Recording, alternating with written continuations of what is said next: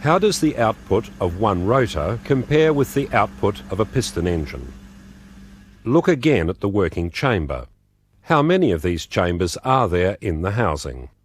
There are three working chambers between the rotor and housing, and 3 lobes on the rotor.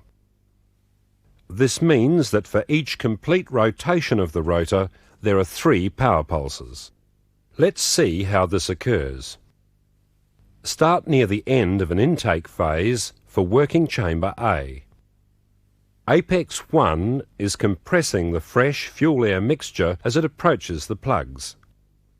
At the same time, chamber B has ignition and combustion, and the start of a power phase. Chamber C is full of exhaust gases being pushed out of the open exhaust port.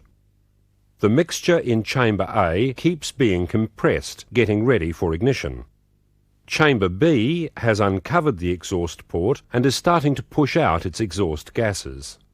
Chamber C has moved on for more fuel-air mixture. Chamber A ignites. The combustion produces a power phase for A. Chamber B keeps pushing out exhaust gases. Chamber C's inlet port is about to be closed after receiving more mixture. Chamber A moves on to push out exhaust gases. B gets more fuel-air mixture, and C approaches ignition. A finishes discharging exhaust gases and moves on for more fuel-air mixture.